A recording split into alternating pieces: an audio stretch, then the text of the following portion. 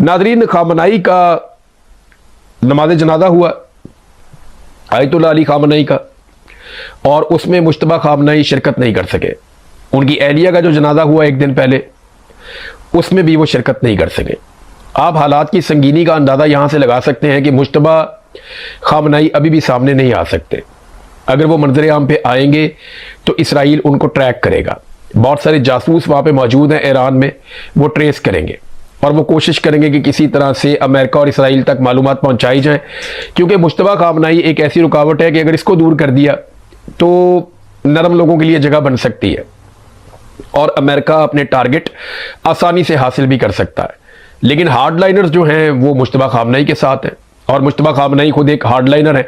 उन्होंने अपना पूरा खानदान शहीद करवा लिया, तो अब वो कैसे पीछे हट जाएं, ये भी एक बड़ा सवाल है। तो आयतुल्लाह अली खामनाई की शहादत के मौके पे, उनकी तदफीन के मौके पे दुनिया भर से लोग आए। पाकिस्तान से बहुत बड़ी तादाद में लोग गए। पाकिस्तान का वज़ीर आज़म, पाकिस्तान का नायब वज़ीर आज़म, पाकिस्तान का वज़ीर दाखिला, पाकिस्तान का वज़ीर आला सिंध के सूबे का, और बाकी और बहुत सारे सियासतदान, हत्ता के फील्ड मार्शल भी पाकिस्तान का, ये सब लोग वहाँ पे गए थे। और मुझे हैरत हो रही थी कि ये मकतूल के लिए दुआएं भी मांग रहे हैं हाथ उठा के, और कातिल के लिए नोबेल का अमन इनाम भी मांग रहे हैं। है ना मज़ेदार बात? एक तरफ दो दो मरतबा अमन का नोबेल इनाम मांगते हैं उस आदमी के लिए जिसने कत्ल किया, और दूसरी तरफ मकतूल के घर में जाके वहां पे फातह ख्वानी भी करते हैं। इसको आप क्या कहेंगे अपनी ज़बान में, सादा ज़बान में आप क्या कहेंगे कि जनाब हम मकतूल के साथ भी हैं, कातिल के साथ भी हैं। कातिल ने क्योंकि कत्ल किया है तो हम चाहते हैं कि उसे अमन का नोबेल इनाम मिले। मकतूल क्योंकि कत्ल हो गया है, हमें उसके साथ हमदर्दी है, लिहाजा हम उसके लिए फातह ख्वानी करने के लिए आए हुए हैं। इसको कहते हैं मुनाफिकत, जो हमने यहां पे इस केस में की है। लेकिन इसको नाम दिया जाता है आजकल डिप्लोमेसी का, कि जनाब हम डिप्लोमेसी कर रहे हैं, हम सिर्फ अपने मुल्क का मफाद देख रहे हैं। नहीं, आप अपने मुल्क का मफाद नहीं देख रहे, क्योंकि इस सारे खेल में आपके मुल्क को महंगाई के अलावा कुछ नहीं मिला। पूरी दुनिया में सबसे महंगा पेट्रोल आपके मुल्क में हुआ है, और वो आपने किया है। फील्ड मार्शल आसिम मुनीर साहब के दौर में हुआ है, और किसी मुल्क ने ऐसा नहीं किया जो फील्ड मार्शल आसिम मुनीर साहब ने और उनकी हुकूमत ने पाकिस्तान में किया, और किसी ने ऐसा नहीं किया। तो आपने ऐसा क्यों किया? क्योंकि पाकिस्तान का नहीं, आप अपने बारे में सोच रहे थे कि आपने सरकार कैसे बचानी है, आपने इमरान खान से कैसे बचना है, और इमरान खान से बचने के लिए डोनाल्ड ट्रंप की हर बात आंखें बंद करके इन्होंने मानी भी है। नाज़रीन, डोनाल्ड ट्रंप ने स्टेटमेंट भी एक दिया। उन्होंने कहा चाहते तो निशाना बना सकते थे। नमाज जनाजा में सारे लोग वो आए हुए थे जो हमायत करते हैं या हुकूमत के सारे लोग थे, लेकिन फिर बाद में मुदाकरात के लिए भी कोई नहीं बचता। अब ये एक तरह की फिर धमकी है। डोनाल्ड ट्रंप कोई मौका वैसे छोड़ते नहीं है, चाहते तो यहां पे हम मार लेते, हमारा एहसान है, हमने नहीं मारा, हम मुदाकरात करना चाहते हैं ईरान के साथ। लेकिन फिर डोनाल्ड ट्रंप एक बात पे बहुत हैरान हुए, और वो अपनी हैरानगी छुपा नहीं पाए, और उन्होंने वो बात पब्लिकली कर दी। डोनाल्ड ट्रंप ने कहा कि मैंने ईरानी अवाम को आयतुल्लाह अली खामनाई के लिए रोता हुआ देखा तो मैं हैरान हो गया।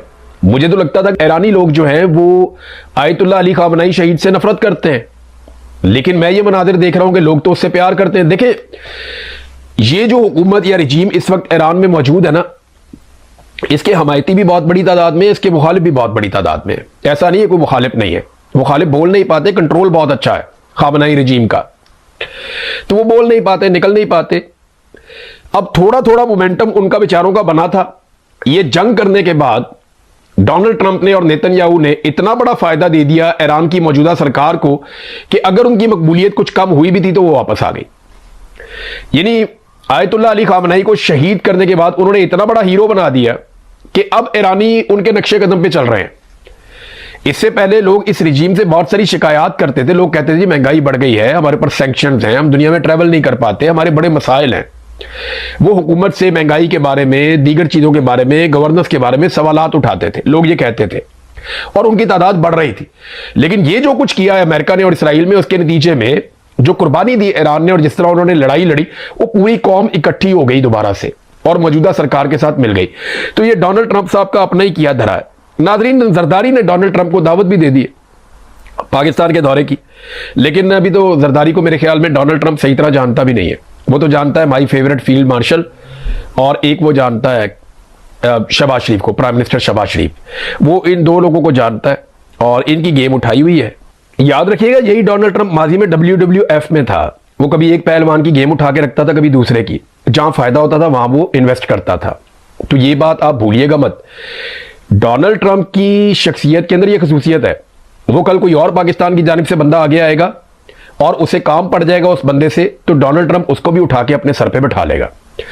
तो डोनाल्ड ट्रंप से आप कुछ भी तवक्को नहीं कर सकते। ये सहारा तो है लेकिन बहुत कमजोर है और नाकाबिले एतबार है। बहरहाल आसिफ अली जरदारी के कहने पे पता नहीं डोनाल्ड ट्रंप आते हैं या नहीं आते, लेकिन एक आधा दौरा तो डोनाल्ड ट्रंप को पाकिस्तान का करना चाहिए। देखे ना, पाकिस्तान ने मदद की है इतनी ज्यादा, फील्ड मार्शल ने इतनी ज्यादा फीस सेविंग लेकर देने की कोशिश की है, और उसके अलावा अमन के नोबेल इनाम के लिए 2 मरतबा हर तरह के जुल्म के बावजूद नामजद भी किया है, और इतनी ज्यादा जूते पॉलिश की है शहबाज शरीफ ने, जहां देखा सलूट मारा।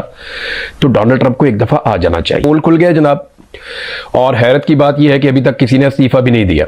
एक तो पोल खुल गया मरियम नवाज का, उनकी गवर्नेंस का, कि ये झूठे दावों के ऊपर हुकूमत खड़ी है। हुकूमत ही झूठी है, जो हुकूमत बनी झूठ के ऊपर है, फॉर्म 47 के ऊपर, तो उनसे तो किसी सच की आप तवक्को कर नहीं सकते। जो डीआईजी ऑपरेशन ने कहा और जिस तरह से लाहौर की पुलिस इस्तेमाल हुई, जैसे उन्होंने कहा कि मरियम नवाज इन एक्शन, इस चीज़ का ट्विटर के ऊपर ट्रेंड चलाया गया, इस चीज़ का जो है वो सोशल मीडिया के ऊपर, मीडिया के ऊपर, बाकायदा पुलिस ने इसके ऊपर एक प्रेस रिलीज भी जारी कर दी जिसमें ये लिखा था, पहले अल्फाज ही ये थे कि वज़ीर आला मरियम नवाज इन एक्शन। अब ये सारा गंद खुल गया। यासर शामी ने जो वीडियो बनाई गाजी रोड से, उसने बता दिया कि इनका ये कहना कि हमने ट्रैक किया, ट्रेस किया, हम 2 घंटे की डेडलाइन थी, हम भाग दौड़ कर रहे थे, ये सारा कुछ झूठ साबित हो गया। असल हकीकत ये सामने आई कि ये तो औरतें खुद भागी गाड़ी में से निकलकर, और वो भी एक एक्सीडेंट के नतीजे में। अब जिस रजा को बचाने की कोशिश की जा रही है, ये रजा डार है, इसहाक डार की बेटी का बेटा, या जो अली डार का भांजा है, इसहाक डार का नवासा है रजा डार, जिसकी साबिक वज़ीर-ए-आज़म नवाज शरीफ के साथ तस्वीर भी है, जिसका जिक्र वो खवातीन ने भी किया, और यही तस्वीर दिखाकर वो घेर घार के इन खवातीन को पाकिस्तान में लेकर आया था। इस रजा डार को बचाने के लिए पाकिस्तान का मीडिया भी मुतहर्रिक किया गया, और डार खानदान अपना इन्फ्लुएंस ऐसा लगता है कि अब इस्तेमाल कर रहा है, और उसके जरिए से पाकिस्तानी मीडिया को कंट्रोल करना चाहता है। और मीडिया में ऐसी खबरें चलवाई जा रही हैं रजा डार की फैमिली के जरिए से कि जनाब वो तो फंस गया, वो तो खुद एक विक्टिम है, वो तो पैसे इकट्ठे कर रहा था, वो तो अपने पैसे रिकवर कर रहा था। देखें, ये बड़ा सादा केस है। 2 खवातीन को बहला फुसलाकर पाकिस्तान बुलवाया गया और उन्हें बाकायदा वीजे भी जारी किए गए। इसमें डार साहब की जिम्मेदारी है, उनका जो दफ्तर है वो इस्तेमाल हुआ मुबैना तौर पे। फिर उन्हें दिखाया गया नवाज शरीफ के साथ, इसहाक डार के साथ और अली डार के साथ तस्वीर, बल्कि ये भी क्लेम किया गया कि एक वजीर मेरा बाप है, ये भी कहा उसने। पहले तो बहला फुसला के धोखा दे के इन खवातीन को पाकिस्तान में लाया गया, फिर उसके बाद इन खवातीन को अगवा कर लिया गया। एयरबीएनबी का जो घर है वो हसन का बताया जा रहा है कि हसन नामी जो लड़का पकड़ा गया है उसका वो घर है एयरबीएनबी का, और ये अक्सर इस तरह घर एयरबीएनबी का ले लेते थे, जिसमें जाके ये अपनी जो हरकतें आजकल लोग करते हैं, अब जिस तरह के लोग होंगे उसी तरह की हरकतें करेंगे, जैसा नवाला जाएगा पेट में वैसी ही हरकतें करेंगे अनफॉर्चुनेटली। बहरहाल पहले तो इसने धोखे से बुलाया खवातीन को, फिर उन्हें अगवा कर लिया, फिर उन्हें तशद्दुद का निशाना बनाया। उसके बाद खवातीन ये बताती हैं कि उनके साथ बदतरीन जिनसी ज्यादती की गई, और दोनों खवातीन बता रही हैं कि हमारे साथ क्या क्या किया गया। वो तफसीलात ऐसी घटिया और घिनौनी, ऐसी इन्होंने हरकतें की हैं, इतने गंदे लोग हैं कि वो आप बयान भी नहीं कर सकते, पढ़ भी नहीं सकते। मैं आपको पढ़ के अंग्रेजी उर्दू किसी जबान में मैं आपको नहीं सुना सकता, मजबूर हूं मैं, जो इन्होंने किया है। जितने ये गंदे हैं ना उतना तो हम बोल भी नहीं सकते। मरियम नवाज की मुझे बात याद आ गई, मेरे पास फिल्में हैं, मेरे पास फलां फलां की फिल्में हैं, मेरे पास वीडियो सबूत है। अब मरियम नवाज से वीडियो का धंधा जो शुरू हुआ था वो देखिए आप कहां तक पहुंचा है। तो जैसे बड़े लोग होते हैं वैसे ही खानदान के छोटे लोग भी होते हैं। बहरहाल अब पहले तो धोखा, उसके बाद अगवा, अगवा के बाद तशद्दुद, फिर जिनसी ज्यादती, उसके बाद तावान तलब करना, ये बहुत बड़े बड़े जराइम है। उसके बाद भागने की कोशिश करना, खवातीन को लेकर वो भाग रहा था, एक्सीडेंट हुआ, वो खवातीन को वहीं छोड़कर भागने पर मजबूर हो गया क्योंकि खवातीन ने गाड़ी से बाहर निकलकर शोर मचा दिया था। और वहां जाकर पुलिस बजाय इसके कि शवाहिद इकट्ठे करती और ये बताती कि हमने इन खवातीन को कैसे, हमें कहां से मिली, पुलिस ने वो सारी कहानी बदल दी।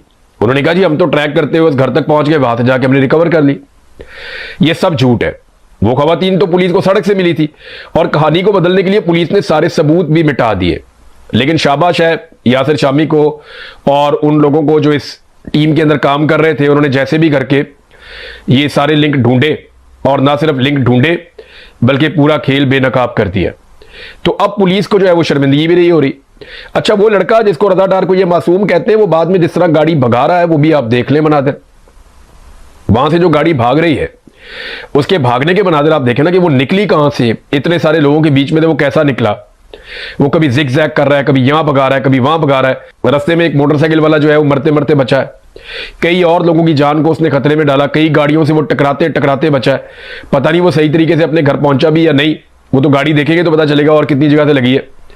बहरहाल वो लड़का वापस से फिर वहां से भाग गया। जो है वो अपनी फैमिली के साथ शेयर करती थी अपनी ये खवातीन। और दूसरा जो एक खातून नीदरलैंड की रहने वाली है, वैसे तो ये स्पेन में रहती हैं, रिहाइश तो इन्होंने वहां पे रखी हुई है, लेकिन जो नीदरलैंड की खातून है उसने कोड भी रखा हुआ था डच जबान के अंदर। नीदरलैंड और जर्मनी साथ साथ है, तो वहां पे डच जबान बहुत बड़ी पैमाने पे लोग वहां बोलते हैं।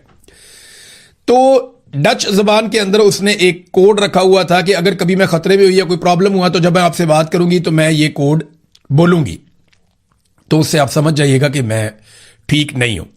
अब इन खवातीन को वहां पे रखा गया, इनके ऊपर बदतरीन तशद्दुद किया गया, शीशे के साथ इनके साथ तशद्दुद किया गया, फिर इनके साथ जिनसी तौर पे जबरदस्ती बहुत जुल्म किया गया, ज्यादती की गई दोनों खवातीन के साथ, और मुतअद्दिद मरतबा इन लोगों ने जुल्म किया।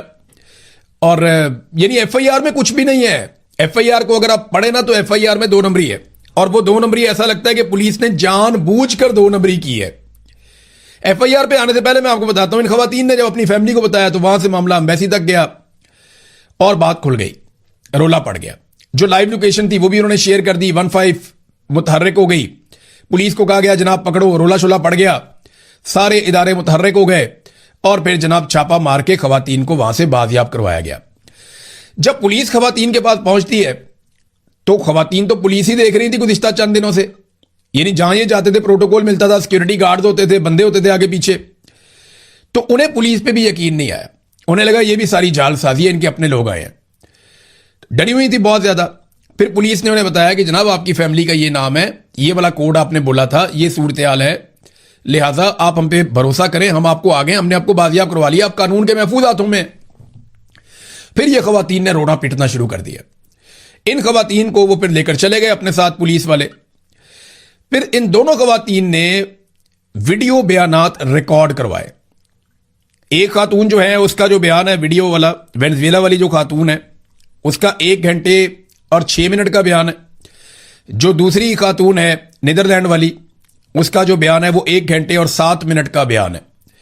यानी 2.25 घंटे के बयानात इन 2 खवातीन ने वीडियो के ऊपर रिकॉर्ड करवाए। और जब ये बयान रिकॉर्ड करवा रही थी तो दोनों खवातीन ज़ारो कतार रो रही थी, इनके साथ जितना बड़ा जुल्म हुआ है।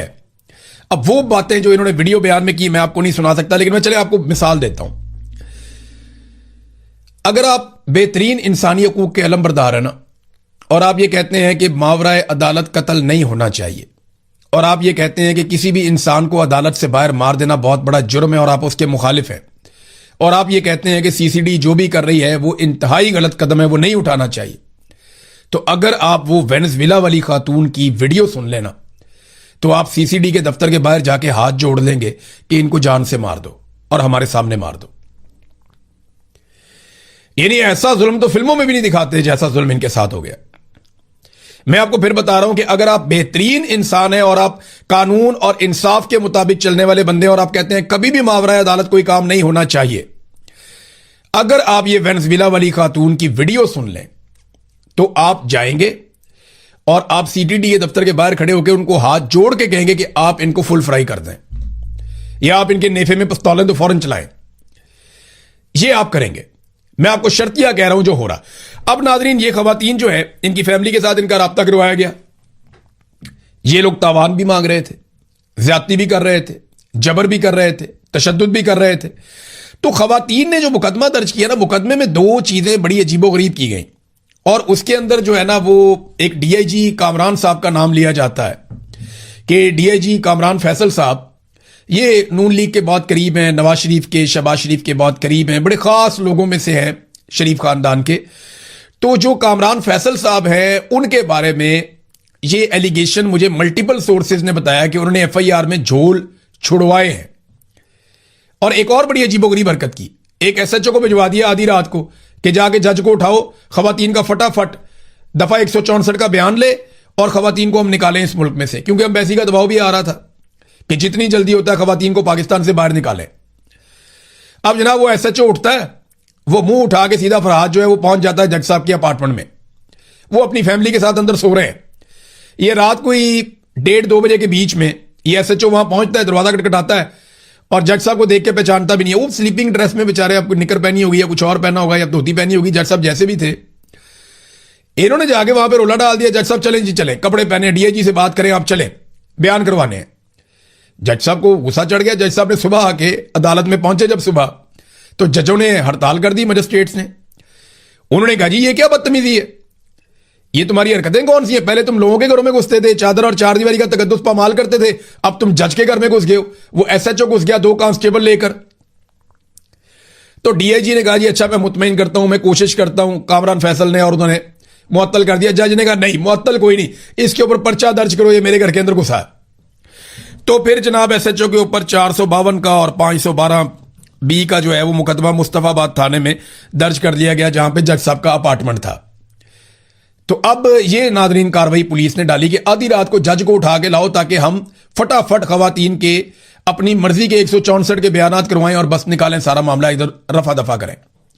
एक तो ये कार्रवाई डाली गई, वो उल्टी पड़ गई, जज खड़े हो गए और जजों ने स्टैंड ले लिया।